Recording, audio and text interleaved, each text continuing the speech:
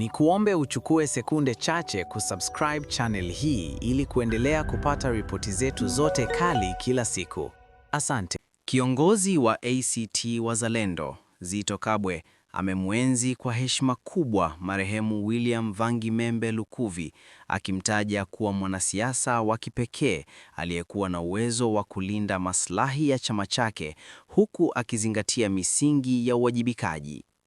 Katika salamu zake za rambirambi, Zitto alieleza kuwa Lukuvi hakuwa miongoni mwa wanasiasa wanaotegemea vitisho au nguvu ya dola, bali alisimama kwenye hoja, busara na ustaarabu wa kisiasa. Alisisitiza kuwa hata pale aliposhindwa hoja bungeni, alikubali matokeo kwa heshima bila kinyongo. Alikuwa mwanasiasa wa kweli, aliyeshindana kwa hoja, si kwa vitisho. Aliposhindwa, alikubali kwa heshima. Nje ya bunge, alikuwa mchangamfu, mcheshi na mwenye ukaribu na watu, ameandika Zitto. Zitto pia alikumbuka mwaka 2005 pale Lukuvi alipokosa nafasi ya uwaziri na badala yake kujiunga na kamati ya hesabu za serikali PAC, ambapo alionyesha uthabiti mkubwa katika kusimamia uwajibikaji.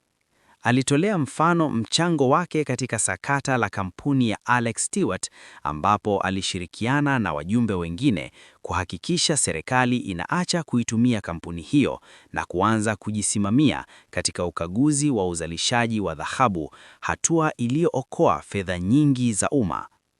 Aidha, Zitto alibainisha kuwa kupitia vikao vya PAC, aliona upekee wa Lukuvi kama mwanasiasa aliyeamini katika uwajibikaji bila kuruhusu suala hilo kugeuzwa kuwa silaha ya kisiasa.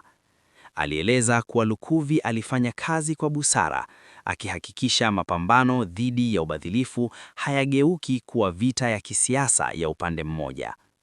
Baada ya kurejea serikalini mwaka 2010 kama mnadhimu mkuu wa serikali, Lukuvi alikumbana na ushindani mkali kutoka kwa wabunge vijana wa upinzani akiwemo Tundu Lissu.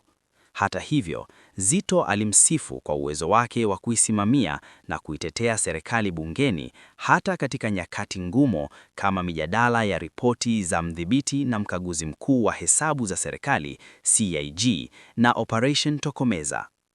Kwa ujumla, Zitto Kabwe amemwelezea Lukuvi kama kiongozi aliyekuwa mfano wa siasa za hoja, hekima na uwajibikaji, mwanasiasa aliyependelea mjadala wa hoja badala ya mbinu za vitisho.